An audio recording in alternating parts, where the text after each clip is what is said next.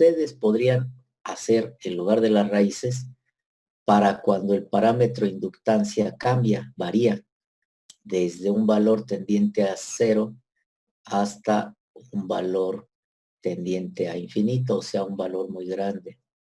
Pero esto les serviría en un proceso de diseño en el cual pues todavía no está fabricado el motor y ustedes quisieran saber su respuesta libre, cómo se comportaría para diferentes valores de inductancia. Y entonces trazarían el lugar geométrico de las raíces del modelo del motor, tomando constante el valor de resistencia y cambiando el de la inductancia. Sin embargo, eso está complicado, ¿no? Porque no pueden mantener uno y mover el otro. Si cambian uno, se mueve el otro. Entonces, suponiendo que se pudiera mantener constante la resistencia, ustedes moverían el valor de inductancia. Pero eso sería nada más a nivel diseño. En la realidad, el motor ya está armado. Entonces no pueden cambiarle estos parámetros. Si se los cambian, implicaría modificar el devanado. Y entonces ya tendrían un motor distinto, con características distintas, al que realmente necesitan, que es el que originalmente tienen. Por eso, moverle o variar los parámetros del proceso, cuando el proceso ya está armado, ya está construido, pues es complicado, ¿no? Y la única forma de hacerlo es a través de este parámetro K, que corresponde al amplificador que lleva aquí en la trayectoria directa y que en nuestro caso hace las veces de compensador. Sin embargo, vamos a ver cómo se manipula la ecuación característica para cuando es otro el parámetro que varía, no necesariamente K. Entonces, cuando no sea la ganancia K el parámetro que varía,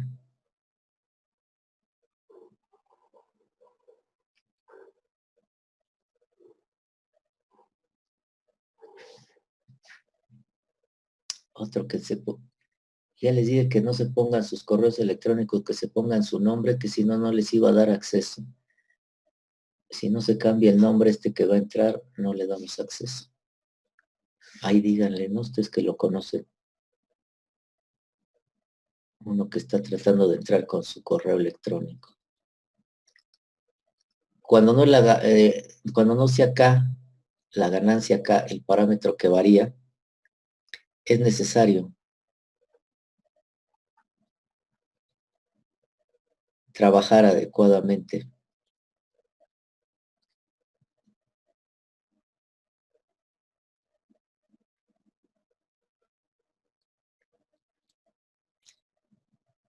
la ecuación característica.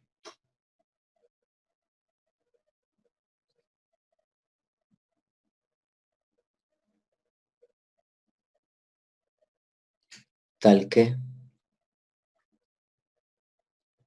el parámetro que varía aparezca como un factor multiplicativo.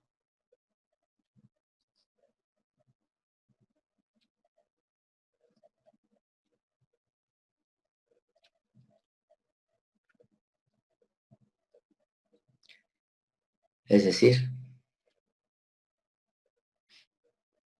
1 más alfa GHDS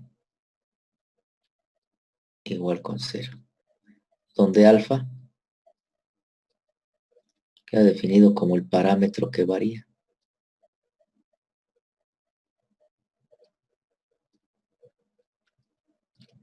Las reglas de Evans, que vamos a ver posteriormente, para el trazo del lugar de las raíces y toda la teoría de esto, considera que el parámetro que varía es K. Entonces, usan la ecuación característica para cuando K es el parámetro que varía. si el parámetro que varía es otro distinto acá, entonces hay que manipular la ecuación característica para poderla dejar expresada como un factor multiplicativo del parámetro que varía. ¿Sí? Y entonces con esa ecuación implementar las reglas de Evans. Entonces, quiero ser enfático en esto, que todos los desarrollos que estamos viendo y las ecuaciones que estamos hablando y todo, está adaptado para cuando el parámetro que varía es la ganancia. O sea que no son unas ecuaciones que las pueden usar indistintamente al parámetro que varía. Entonces vamos a ver cómo manipular la ecuación característica dependiendo del parámetro que vaya a variar en nuestro sistema para poder dejarla expresada en esta forma. Uno más el parámetro que varía por una función en S. Aquí se pone GHDS.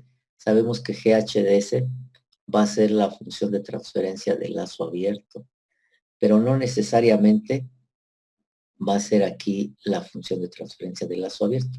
Es decir, no vamos a tomar de aquí la función y nada más la vamos a sustituir, sino que tenemos que manipular adecuadamente la ecuación característica. Entonces vamos a verlo con un ejemplo. ¿Sí? Ejemplo. Tenemos esto. K, 1 más tau.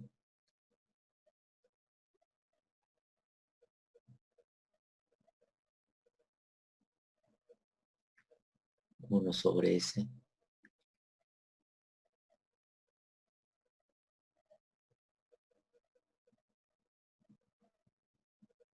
Y tu retroalimentación.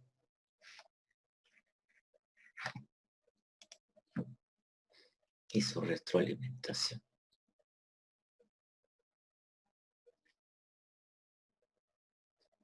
Negativa. Porque acuérdense que también todo lo que estamos viendo, todo lo que estamos hablando, diciendo, es para retroalimentación negativa. ¿Sí? Entonces aquí tenemos y tau. Podría yo trazar el lugar de las raíces para cuando k tiende a 0 hasta cuando k tiende a un valor muy grande. O bien trazarlo para cuando tau tiende a 0 hasta tau muy grande. ¿Sí? En este primer caso, tau se mantiene constante. En este segundo caso, k se mantiene constante mientras variamos t. Entonces, primero voy a hacer el desarrollo para cuando varía acá, para que vean el resultado que se obtiene para cuando k varía. Para cuando k es el parámetro que varía.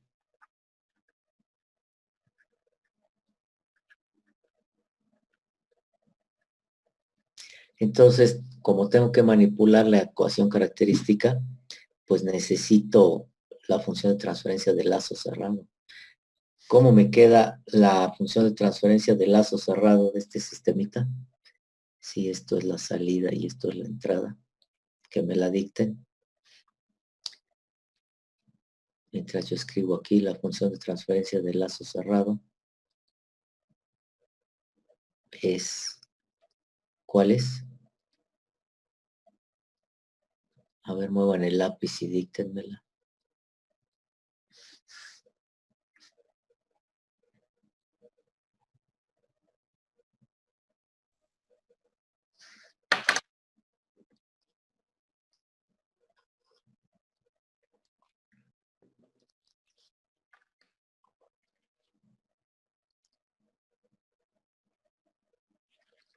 ¿Alguien ya lo obtuvo?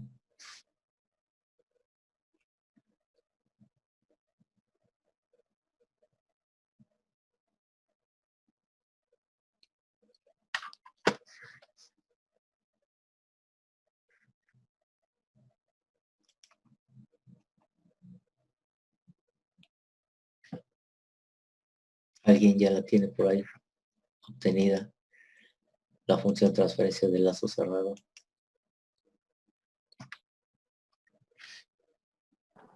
Bueno, a mí me dio K sobre S más T de S al cuadrado, todo eso sobre 1 más K S más T de S al cuadrado. No, pero ya redúcela, pues. Ah, vaya. O sea, le estoy pidiendo la función transferencia y acuérdense que la función transferencia es la relación de dos polinomios. Entonces, pues ya tienen que dármela como eso. Profe, no sé si esté bien, a mí me dio K sobre S por 1 más tau S más K. ¿S más qué? K sobre S por 1 más tau S más K.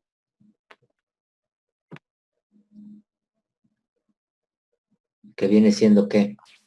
Sí. S más tau S cuadrada más K. Más K. Ahí está. Ajá. Entonces, ¿cuál es el polinomio característico?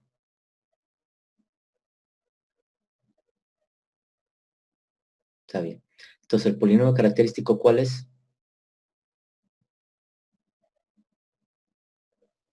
Tau S cuadrada más S más K. Tau S cuadrada, ¿qué más? Más S más K. ¿Qué más? ¿Qué más? Igual a 0. Igual con 0. No, no se les olvide, no sé por qué se les olvida siempre el igual con 0. Que nunca se les olvide el igual con 0. Porque si no, no es la ecuación característica. Simplemente es el denominador de la función de transferencia, pero no es la ecuación característica. Entonces, de la ecuación característica se despeja el parámetro de interés, el parámetro que va a variar. En este caso, como lo estamos haciendo para cuando K es el parámetro que varía, entonces digo que K es igual a menos tau S cuadrada menos S. Pero fíjense, yo necesito llegar a una ecuación de este tipo. 1 más alfa por una función en S. Esta función en S igual con 0. Que quede claro que esta función en S ya no debe de contener al parámetro que varía. ¿Sí?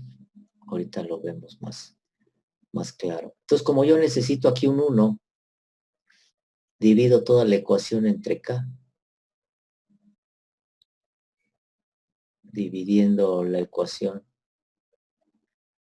entre K, yo tengo K sobre K menos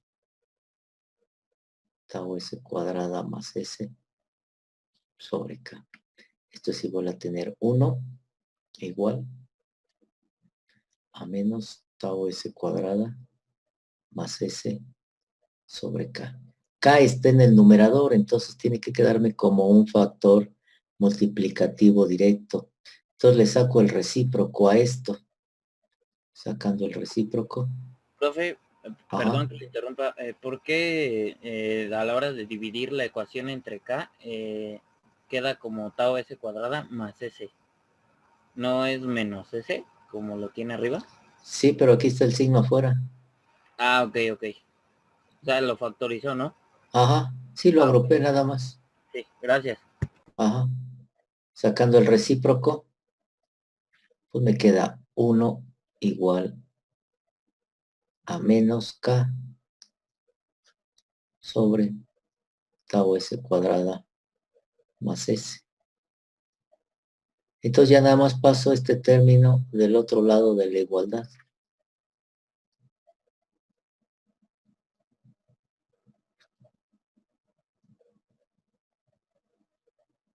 Igual con 0.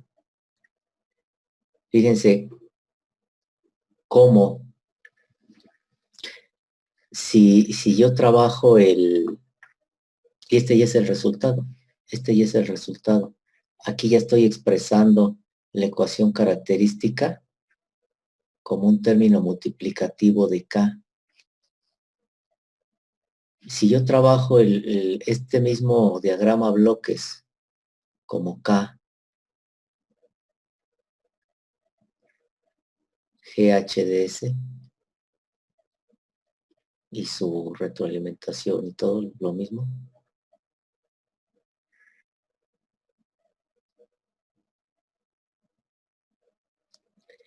La función de transferencia de lazo cerrado me queda como K GHDS entre 1 más K GHDS. Siendo HDS la... Sí, igual no va. En donde la ecuación característica es 1 más K GHDS igual con 0. En donde GHDS es esto, donde, para este ejemplo, ¿no? Donde GHDS es igual a 1 de S, 1 más tau S, que viene siendo el tau S cuadrada más 1. Entonces, fíjense, cuando el parámetro que varía es la ganancia, aquí sí GHDS es directamente la función de transferencia del lazo abierto. Acá la tenemos. ¿Sí? Y es directamente como encontramos el polinomio característico. K por 1 más K por la función de transferencia del lazo abierto. Ajá. Pero cuando es otro el parámetro que varía, ya no es cierto eso, ya cambia. ¿Sí? Entonces vamos a hacerlo para cuando ahora varía tau. Vamos a hacerlo para cuando ahora varía tau. Para tau variando.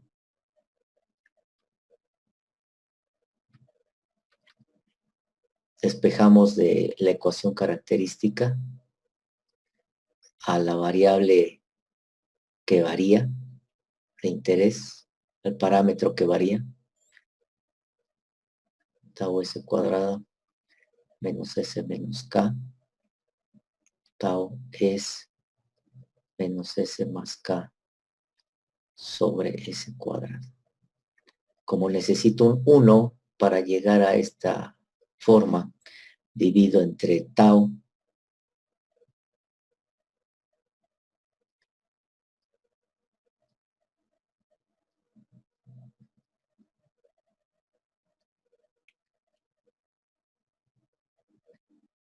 como tau acá está dividiendo en mi función de transferencia, entonces tengo que sacarlo como un factor de multiplicación inversa de este tipo.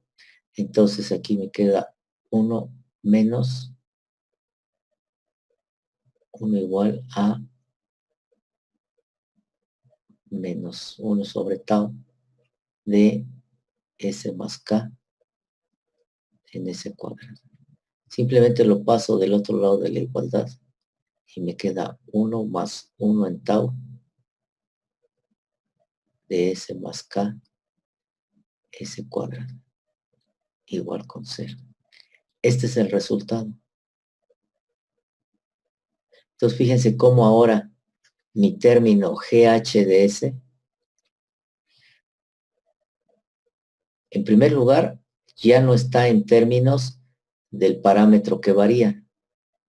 Y en segundo lugar, no es la del lazo abierto, la función de transferencia del lazo abierto. Aquí ya cambia, ¿sí? Entonces, todo lo que estamos viendo, lo estamos haciendo para esta estructura de la función de la ecuación característica. Es decir, cuando el parámetro que varía es K. Pero si fuera otro el parámetro que varía, cambia esta ecuación. Y entonces tenemos que adecuar todo para esta ecuación. Aquí el SK, S más K sobre S cuadrada, me da una función de transferencia de un sistema físicamente realizable, ¿sí? Pero me puede dar al revés, que el polinomio del numerador exceda en orden al polinomio del denominador. Pero en este caso no importa. Si nos diera así, no hay ningún problema, porque no estamos resolviendo esto, simplemente es la ecuación característica manipulada para dejarla en la forma conveniente y poder aplicarle las reglas de Evans para hacer el lugar de las raíces. ¿Sí? Entonces, así se procede. ¿Alguna duda, preguntas? Les pongo un ejemplo sencillito para que lo hagan. ¿Perdón? ¿Por ahí preguntaban algo? Sí, yo sí tengo una duda. ¿Por qué para cuando tau varía, al final queda como su recíproco y no como tau nada más? Porque tau lo tenemos en el denominador Ah, ya. y K lo tenemos en el numerador. Sí, Ajá, ok. Sí, gracias. sí. Entonces vamos a ver, bueno, les planteo un ejemplo para que aquí ahorita lo resuelvan rápido, 5 o 10 minutos.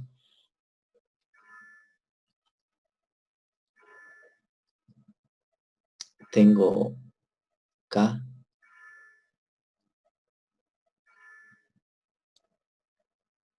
S cuadrada más BS más C. Y esto con su retroalimentación negativa, como siempre lo hemos trabajado. Y lo seguiremos haciendo. Entonces, el parámetro que varía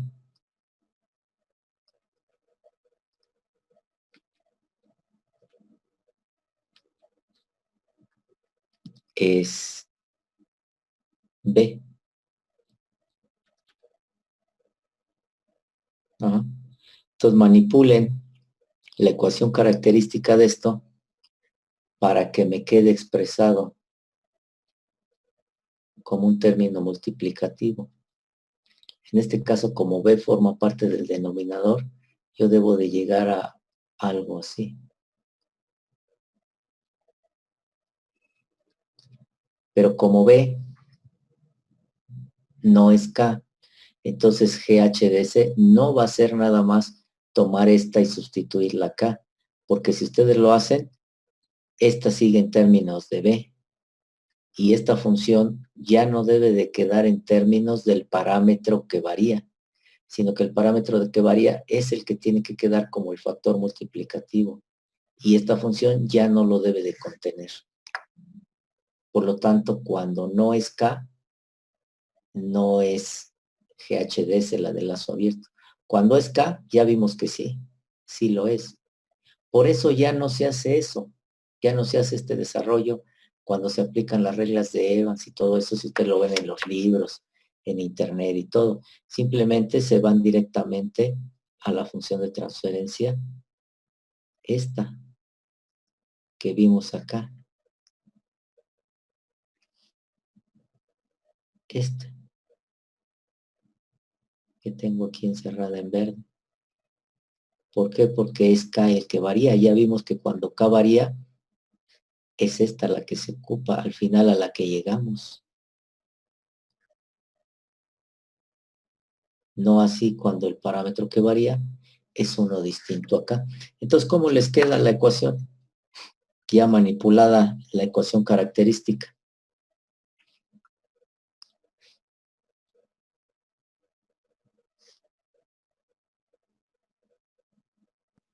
A mí me queda como 1 más 1 sobre B por S cuadrada más C sobre S. Más C. Ajá, Bueno, lo borro para poner bien la C. igual con 0. ¿Sobre qué? Sobre S. Sobre S. Casi.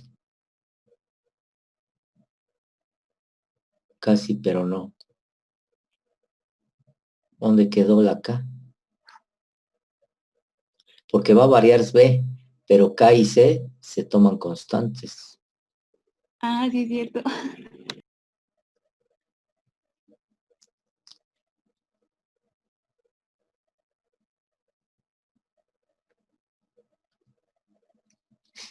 sea, no desaparece K.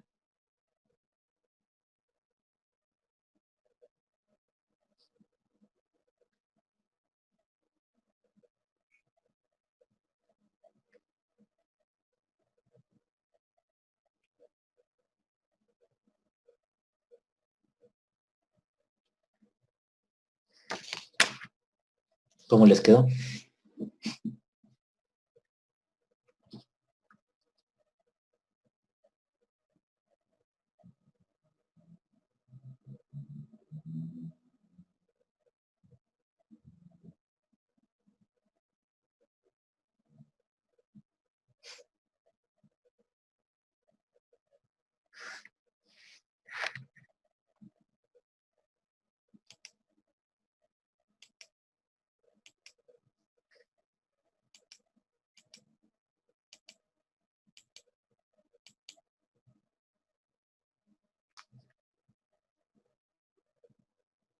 ¿Alguien ya lo obtuvo?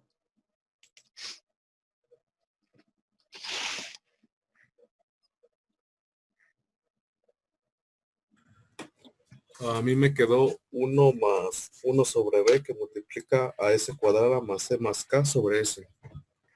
Espérame. Que ya se está trabando esto.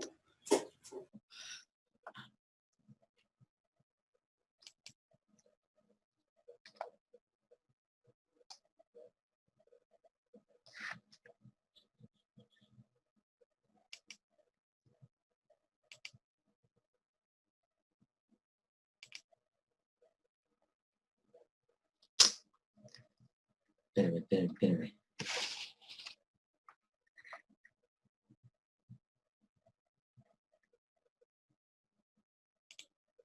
No puedo cerrar aquí uno. Y me aprisiona la pantalla. Y se ve, ¿no? En mi imagen cómo queda así como friseada. Ya causa el conflicto, porque acuérdense que la de lazo abierto la designamos como GHDS, mientras que la de lazo cerrado nada más como GDS. Entonces, quizá aquí cause conflicto el expresar esto de esta manera, ¿sí? Pero bueno, es una función en S. Y esta es la que ya utilizarían ustedes para trazar el lugar de las raíces, ¿sí? Para trazar el lugar de las raíces. Por ejemplo, el programa que están haciendo de la práctica 1, de generar el lugar de las raíces a partir de la definición que dimos, que es el trazo de todos los polos del lazo cerrado en el plano complejo al variar un parámetro. ¿Cómo le harían para que ahora el programa les trace el lugar de las raíces al variar el parámetro B, por ejemplo, o al variar el parámetro C en esta función de transferencia? Pues esta es la función, la ecuación que tendrían que resolver al variar B desde B tendiente a 0 hasta B tendiente a infinito. Y aquí le tendrían que sacar los polos a esto para valores de B variando, tomando C constante y K constante. Y esos polos o raíces que les dé aquí son los que van a graficar y será el lugar de las raíces para cuando varía B. ¿Okay? Fíjense que no se parece nada a cuando varía K. ¿Sí? Entonces, sí quiero que tengan bien clara esta situación y que no se vayan con la idea de que siempre va a ser K, el parámetro que varía, ¿sí? Que siempre va a ser K, que siempre va a ser K. No, puede ser otro. Pero como les vuelvo a comentar, como K es el parámetro externo que sí podemos variar, al que sí tenemos acceso, y el que al final de cuentas es el que nos permite compensar el sistema, pues es que históricamente ha sido la ganancia las que se mueven, ¿sí? Pero no quiere decir que no se pueda hacer el lugar de las raíces para otra situación en donde el parámetro que varía sea uno distinto. Ajá. Entonces, preguntas, dudas de esta situación. Si no, entonces vamos a pasar a las reglas de Evans. Voy a compartir el PDF donde las tengo. Les vuelvo a repetir, las reglas de Evans se las voy a poner en el Moodle, así que no se preocupen ahorita por estar copy. Vamos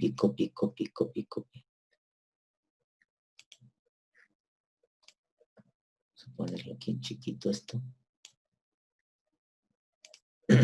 Entonces, les comentaba, 12 reglas. En algunos lugares van a encontrar más, menos, 8, 6, pero significa que unas están contenidas en otras y por eso disminuye el número de reglas. Pero en esencia abarcan todas. De la 1 a la 6, entonces son las básicas, y de las 7 en adelante las complementarias. La primera regla, entonces voy a ver las primeras 6 reglas aquí y luego me paso a la pizarra para irlas explicando, para no estar brincándome de pizarra a PDF, PDF a pizarra, etc. Entonces, la regla 1 dice simetría del lugar de las raíces. Así se llama la regla. Y la regla dice que el lugar de las raíces es simétrico respecto al eje real. Vayan apuntando ahí la esencia de la regla para que cuando le explique la tengan ahí presente, pero ya completo y todo en el módulo se los voy a poner. La regla 2. Estos son los ejemplos de ayer, que ya también se los puse en el módulo. La regla 2. Inicio y término del lugar de las raíces. Bueno, yo creo que sí me voy a la pizarra porque sería mucho material y luego nos perdemos. Entonces, inicio, voy a ver 2 y luego 2 y luego 2. Inicio y término del lugar de las raíces. Conforme aumenta el valor de la ganancia K desde 0 hasta infinito, cada rama del lugar de las raíces se origina en un polo de lazo abierto para K igual con 0. Recuerdan que vimos que para cuando la ganancia es igual con 0, los polos de lazo cerrado son los de lazo abierto y por eso podemos empezar a trazar en lugar de las raíces con los polos y ceros de lazo abierto. Bueno, pues a partir de los polos es que empiezan a generarse las ramas y la rama va a terminar sobre un 0 de lazo abierto cuando K tenga un valor muy grande. Pero si sobran ramas que no alcanzaron un 0, entonces se van a ir al infinito, que es el punto 2. El número de ramas que terminan sobre el infinito es igual al número de polos menos el número de ceros. Entonces me paso acá a la pizarra para explicar esas dos. Recordarán ustedes que cuando he puesto algún lugar de las raíces así rápido para ejemplificar algo, pues luego le hago así, ¿no? Y trato de que tenga cierta simetría. Es por eso, por la regla 1, que dice que respecto al eje real, el lugar geométrico de las raíces tiene que ser simétrico. Entonces, la geometría que se me genere en el cuadrante 1 y 2 tiene que tener su imagen espejo en el cuadrante 3 y 4. Luego, y esto es importantísimo, que lo vayan entendiendo y que lo vayan, no lo vayan olvidando, porque como les he comentado, cuando nosotros vayamos a aplicar las reglas de Evans, únicamente lo que se va a obtener vamos a ver en el plano complejo, los polos del sistema, los ceros del lazo abierto y algunos puntos clave sobre los ejes o en la región compleja, algunos puntos y algunas líneas auxiliares.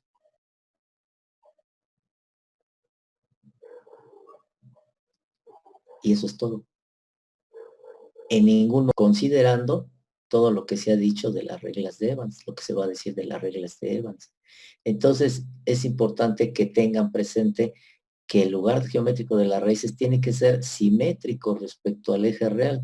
¿Por qué? Porque luego ya aplicamos las reglas que van a ver que no tienen nada de dificultad.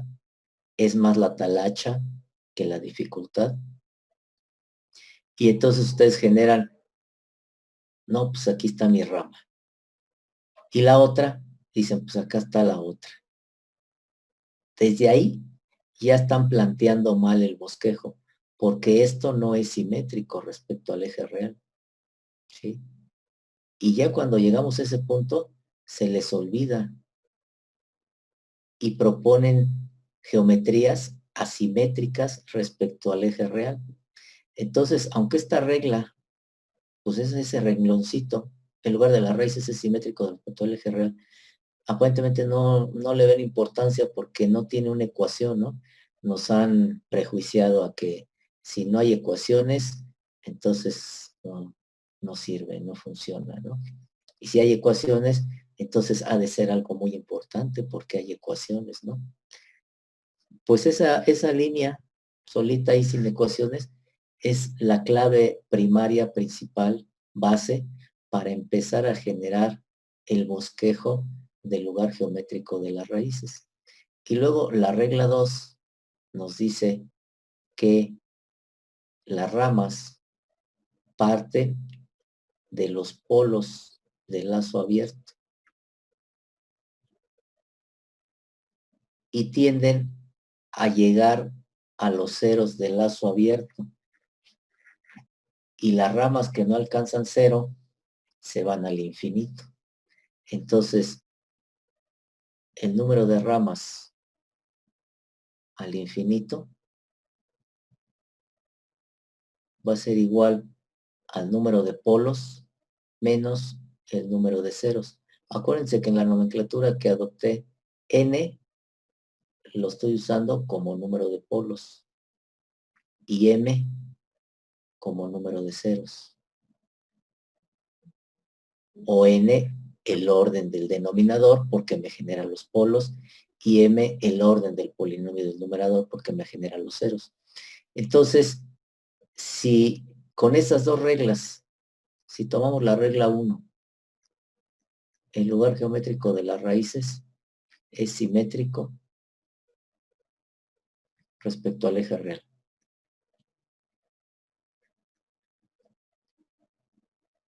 Y la 2, las ramas se originan en los polos del lazo cerrado, del lazo abierto, perdón, para acá igual con 0, y llegan o terminan en un 0 del lazo abierto, para acá tendiente a infinito. Quedó muy feo ese infinito.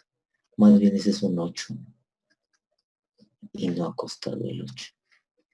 Tiene infinito. Y las ramas que no llegan al 0, que no llegan a un 0, terminan en el infinito.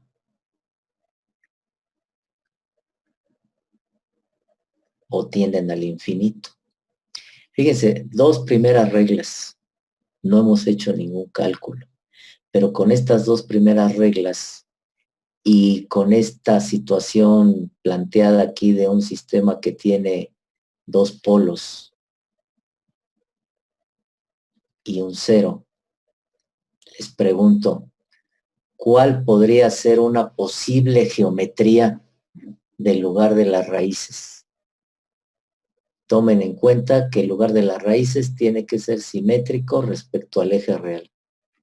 Que cada rama parte de un polo y respectivamente tiende a un 0.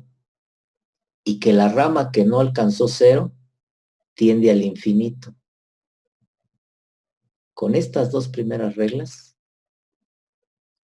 ¿cómo generarían una posible geometría del lugar de las raíces de este sistema que satisfaga, que cumpla con estas dos reglas? Aquí esta regla, la 2, que creo que viene en la 3, me parece, no recuerdo, ahorita lo vemos, pero podemos desprender que entonces el número de ramas que tiene un lugar de las raíces o que va a tener un lugar de las raíces es igual al número de polos de lazo abierto, puesto que cada rama se origina en un polo, pues entonces habrá tantas ramas como polos de lazo abierto existan. Por lo tanto, el número de... Y habrá tantos polos de lazo abierto como orden del sistema.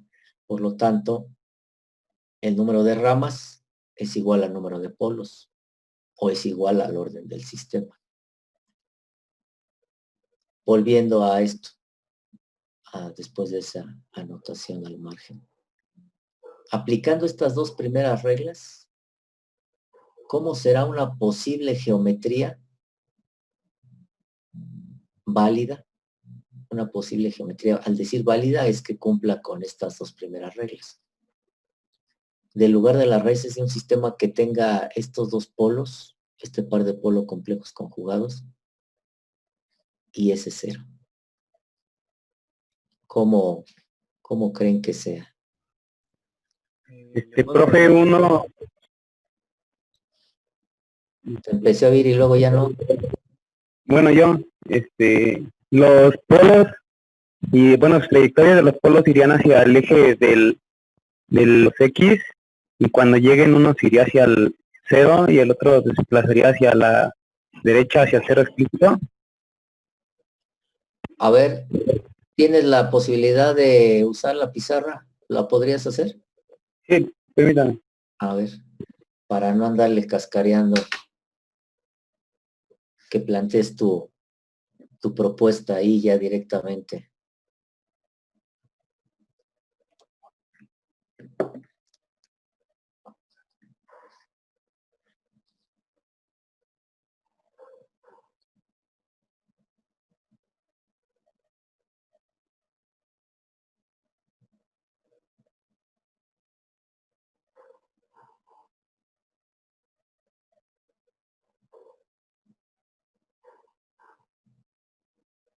Pues más o menos algo así.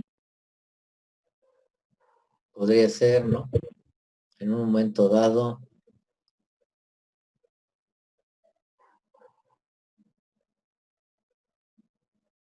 Todavía no vemos la regla 4, pero podríamos, sin verla, plantear tu posibilidad y ver que no sería posible. ¿Por qué? ¿Por qué no sería posible esta configuración? Por lo siguiente. Acuérdense que cualquier punto sobre el plano complejo, cualquier punto sobre el lugar de las raíces tiene que satisfacer el criterio de ángulo. Si un punto en el plano complejo no satisface el criterio de ángulo, no forma parte del lugar de las raíces. Entonces, si yo pongo aquí un punto, ¿cumplirá el criterio de ángulo? Pues lo que tendría que hacer es que trazo un vector de aquí para acá, trazo un vector de aquí para acá. Lo mismo que hicimos la vez pasada, en los ejemplos pasados. Un vector de aquí para acá. Pongo su línea de referencia y mido este ángulo. Pongo su referencia y mido este ángulo. Pongo su referencia y mido este ángulo. Este me da 360, que equivale a 0 grados. Y este ángulo es el complemento de este. O sea que la suma de estos dos, al ser pares complejos conjugados de polos o de ceros, me va a dar 360. Es decir, 0 grados. Entonces, si nos vamos al criterio de ángulo, que es la suma de los ángulos de los ceros menos la suma de los ángulos de los polos, si este es 360 menos 360, 360 es este, el del cero, y el de los polos, la suma de estos dos me va a dar 360 por ser par complejo conjugado. Lo pueden hacer y van a ver que siempre se cumple. Este ángulo más el ángulo del polo conjugado les va a dar siempre 360. Esto es 0. 0 es un múltiplo impar positivo o negativo de 180. Les pregunto. ¿No? No. Entonces no cumple el criterio de ángulo. Por lo tanto, aquí no puede haber rama del lugar de las raíces. Aquí no puede haber. Aquí no puede haber. Aquí no puede haber. Entonces, esa posible geometría que planteaste, compañero que la trazó, pues no sería una geometría válida. Por esto. Porque los puntos que las forman no cumplen con el criterio de ángulo. Por lo tanto, aquí no iría el lugar de las raíces. No existiría el lugar de las raíces aquí. ¿Qué otra posible geometría usando estas dos reglas y ya lo que vimos ahorita, lo que recordamos ahorita? Acuérdense que Evans genera sus 12 reglas tomando como base el criterio de magnitud y el criterio de ángulo. Esas reglas están basadas en esos dos criterios. No están alejadas de esos dos criterios. Ya, te me adelantaste. Ya las iba a quitar. ¿Le puedo rayar ahí, profe? Sí, nada más, deja quito esto y vuelvo a poner el eje que se me borró ahorita.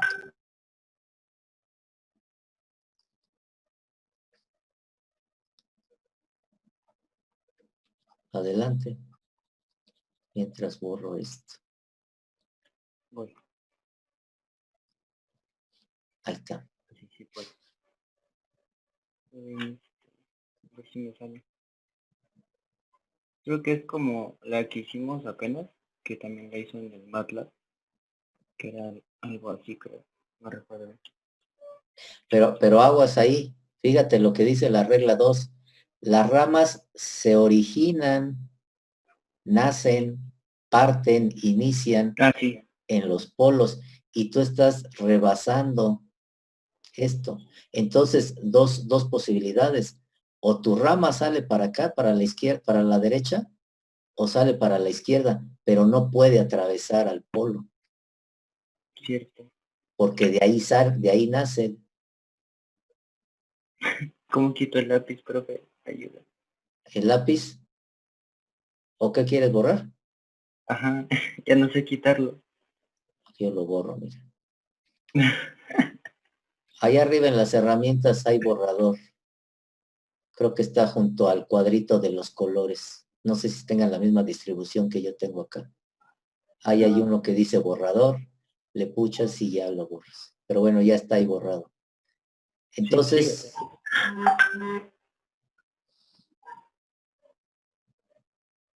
¿cómo sería? Ahora, solo una rama tiende al cero, porque nada más hay un cero. O sea, las dos ramas no pueden llegar al mismo cero. Solo una va a llegar al cero. Si hubiera dos ceros, cada rama tendería a su respectivo cero.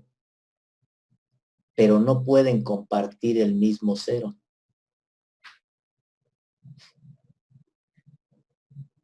porque ahorita vi que las uniste, hiciste algo así, ¿no? No, esto está mal, porque dice aquí, las ramas que no llegan al cero terminan al infinito, y las ramas se originan en los polos y tienden o llegan a los ceros, que es la regla 2. Entonces, las ramas no pueden llegar ambas al mismo. No puede llegar más de una rama a un mismo cero. Solo una rama por cero. Y las ramas no se cruzan. Esa no es una regla de Evans, pero en la realidad las ramas no pueden cruzarse entre ellas. No puede haber cruce de ramas. ¿Cómo consideran que sería una posible geometría? ¿Puedo intentarlo, profe? Adelante, tienen a disposición ahí la pizarra. El que guste y considere que tiene una propuesta, pues la puede usar.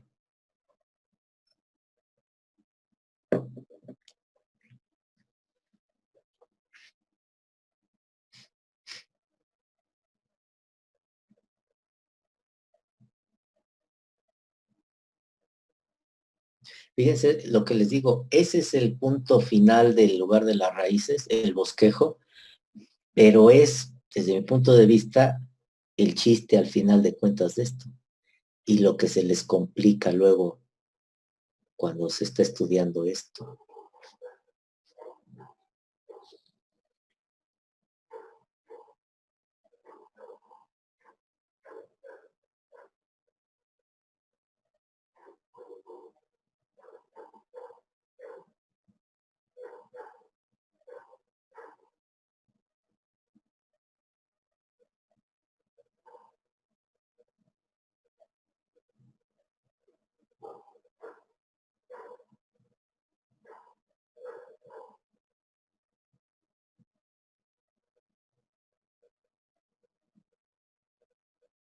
Más o menos la idea es que ambas líneas estén muy cerquita del cero cuando lleguen al polo. Sé que no lo pueden compartir, pero no se me ocurre algo mejor. Para Pero que ¿Mande? una de ellas tiene que tocar al cero, Ah, ya. porque llega al cero, dice acá, ¿no? Ah, sí. Ya. Pues que lo que yo tenía pensado es que Y llegan a un cero. no hubiera un ángulo y así usted dice que la suma de los ángulos de los dos polos son complementarios, entonces van a dar 360 siempre. Ajá. Entonces, si el ángulo del polo que hay es cero, no, ya me equivoqué, es par. Sí, pero yo lo estaba analizando hace rato Ajá. sobre el eje real, no en la región compleja. Sí. Si lo analizo en la región compleja, ya no lo puedo visualizar tan fácil porque ahí sí tendría que calcular los ángulos. Ya no es tan fácil. Sí. Porque ya cambia, fíjate. Aquí sería una línea acá sería una línea acá. Y entonces sí tendría que medir este y este otro que me va a dar eso. Habría que ver, ¿no? Y luego aquí tendría que medir este. Entonces ya se me complica como para sacar resultados. Cuando lo haces sobre el eje real, es más fácil. Cuando lo haces en la parte imaginaria, pues ahí sí tienes que medir.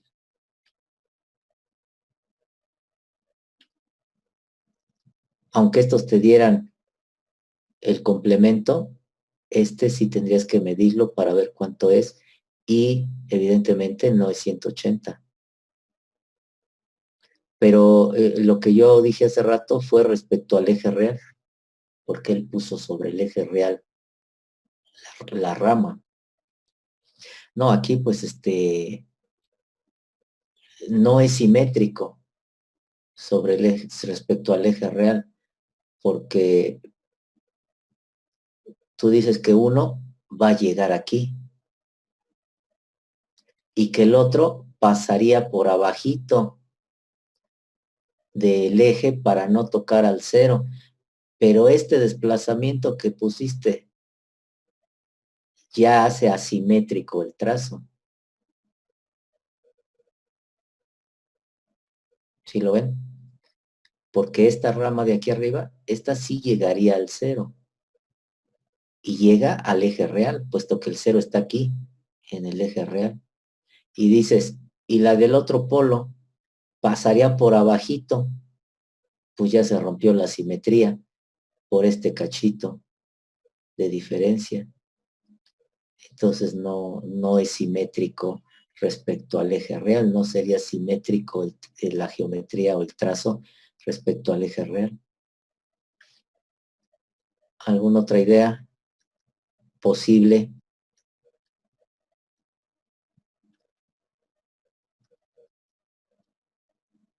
Pues puede ser algo así, miren.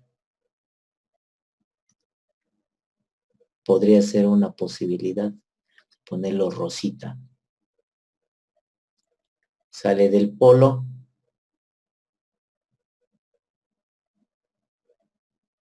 llega al 0 sobre el eje real.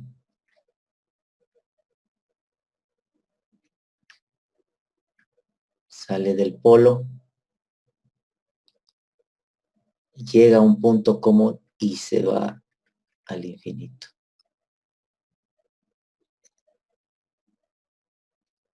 Claro, si lo vemos como un trazo único, pues esto sería continuo.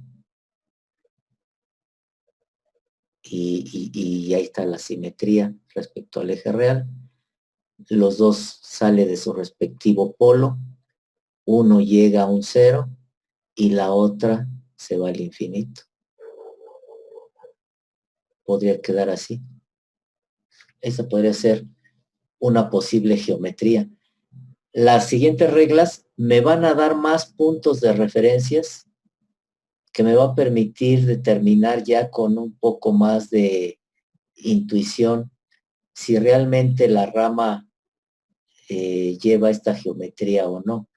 Pero con estas dos primeras, lo que pretendo es que ya empiecen ustedes a visualizar el uso de ellas y plantear posibles geometrías. ¿Sí? ¿Dudas de estas dos reglas? ¿Preguntas? Vamos a ver las otras dos. Dejo de compartir esto y me regreso al PDF. Regla 3. Número de ramas del lugar de las raíces. Es lo que les había dicho.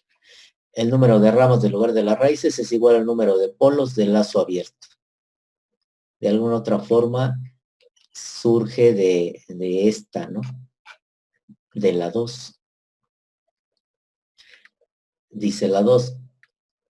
Si cada rama se origina en un polo, pues entonces el número de ramas es igual al número de polos. De aquí es que lo que les comentaba, algunas bibliografías, por ejemplo, juntan estas dos para hacer una sola regla y ya no encuentran las 12, pero ya está incluida. ¿Sí? Regla 4. Lugar de las raíces sobre el eje real. Un punto sobre el eje real. Le llamé ese 0 siguiendo esa nomenclatura que usamos para el criterio de ángulo de los ejemplos que vimos, para no irlos llenando de nomenclaturas nuevas, ¿no? Un punto cualquiera, ese 0 sobre el eje real, es parte del lugar de las raíces si el número de polos del lazo abierto más el número de ceros del lazo abierto ubicados sobre el eje real a la derecha del punto S0 es impar. Esto es lo que estaba haciendo hace rato. Me regreso a la pizarra para que veamos esto. Uno nuevo aquí. Si yo tengo esto, por ejemplo, sigma, J omega. Y tengo aquí un polo, tengo un 0, tengo un 0, tengo un 0, tengo un polo, tengo un polo, tengo un 0, tengo un polo, tengo otro 0. Un sistema que tuviera esos polos y esos ceros. ¿Cuántas ramas tendría este lugar de las raíces? De acuerdo a la regla 3. 4. 4. 4. Ah, pero todos, no, pero aquí estoy, aquí me estoy pasando de listo. Me está sobrando un 0. ¿Sí lo ven? Porque Hay 5. hay 5. Ahí está. Sí. Número de ramas, 4. ¿Cuántas ramas se irían al infinito? Ninguna. Ninguna. ¿Cuántas ramas se van a un 0? Todas.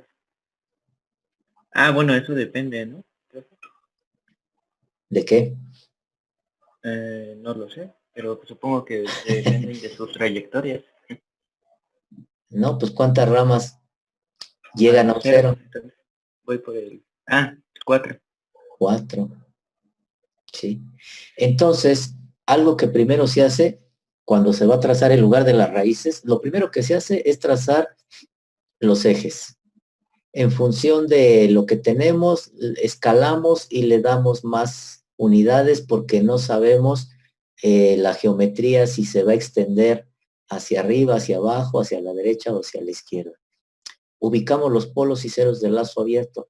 Y el siguiente punto es aplicar esa regla 4. Determinar en el eje real si existe o no lugar de las raíces.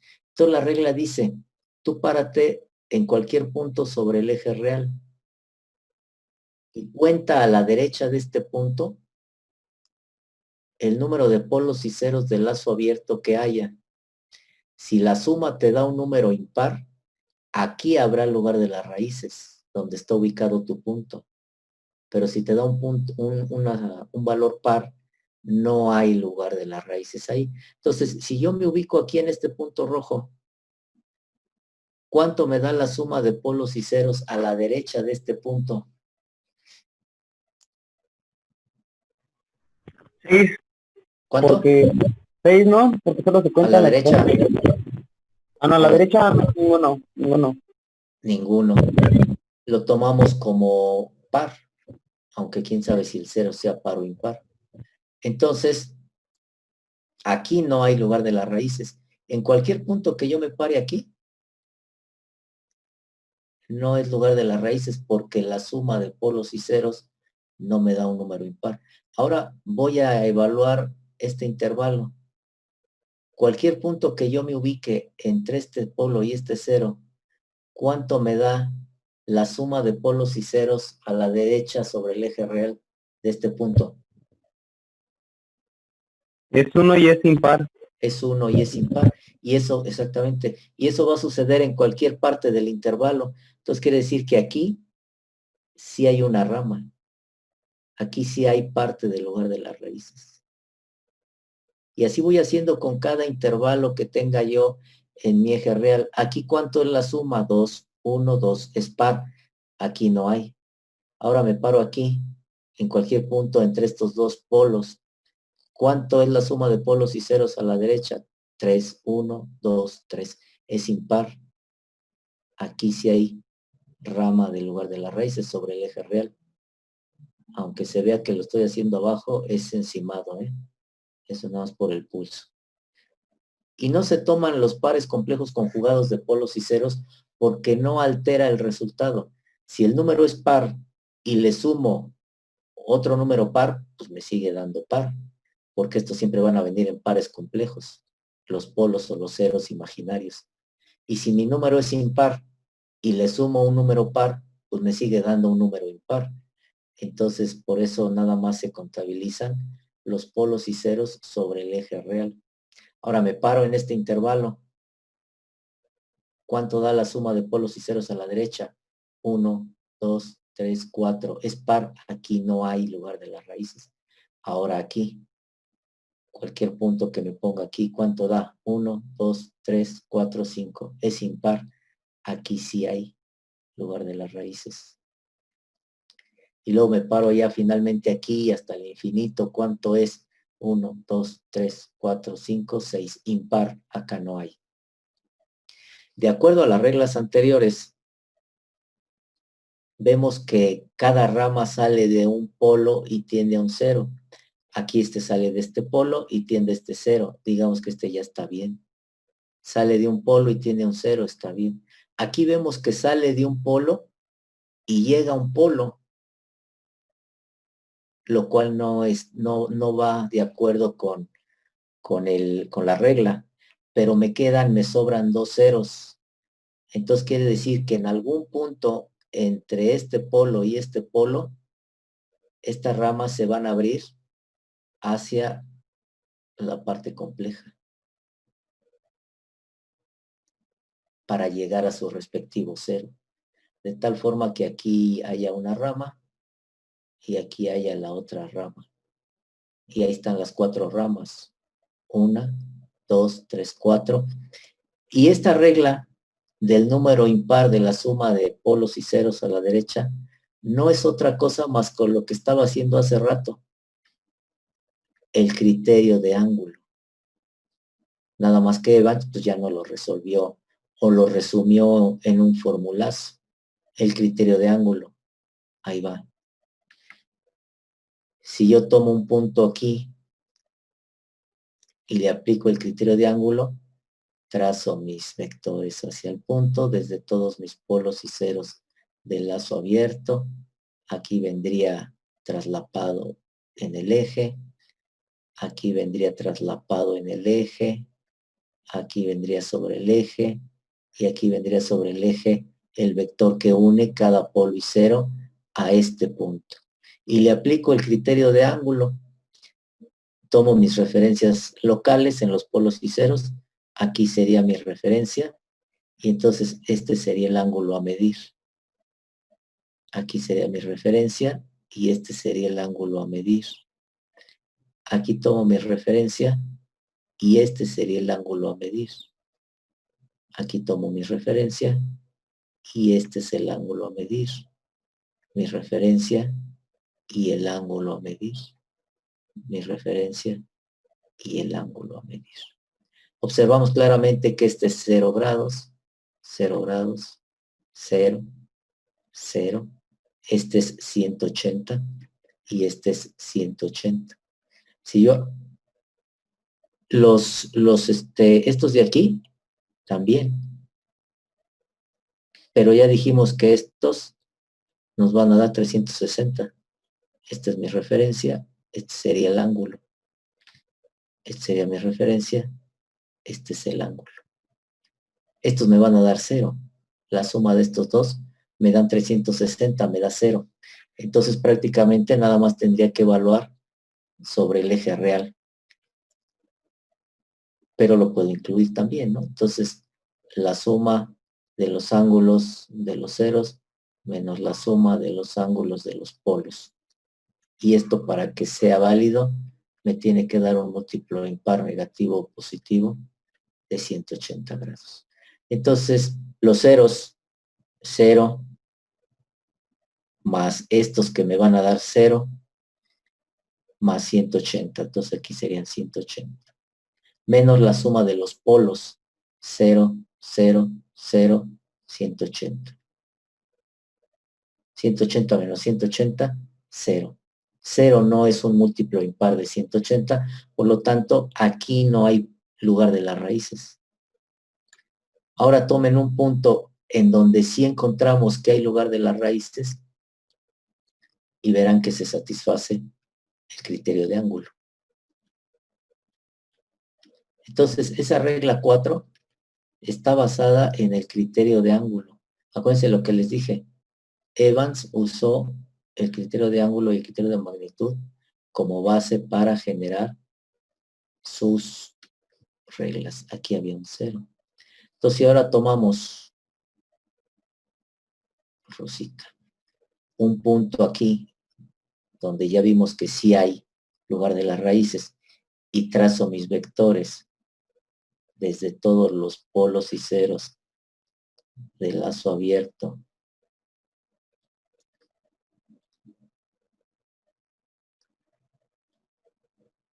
al punto de prueba.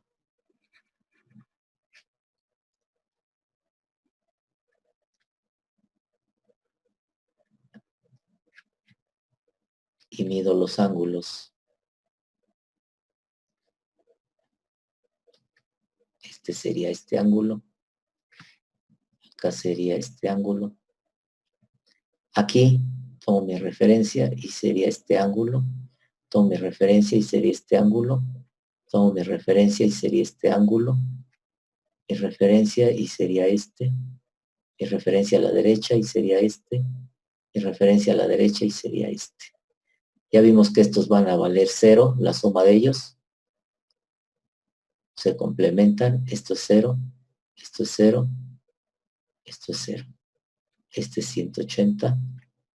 180. 180. La suma de los ángulos de los ceros.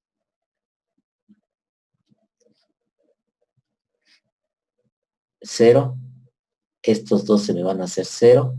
Y nada más me queda aquí 180. Menos la suma de los ángulos de los polos. 0, 0, 180 más 180, 360. Igual a menos 180. Si es un múltiplo impar negativo, en este caso de 180. Por lo tanto, aquí sí hay parte del lugar de las raíces. Y lo determinamos con la reglita de que pongo un punto sobre el eje real y cuento el número de polos y ceros a la derecha de este punto. Y si es impar, hay lugar de las raíces 1, 2, 3. Es impar, aquí hay lugar de las raíces. Entonces, el criterio de ángulo está resumido en esa reglita 4 de Evans, ¿sí? Para no hacernos aplicar tantas veces el criterio de ángulo, generó esa reglita y se satisface siempre, ¿sí? Preguntas, dudas.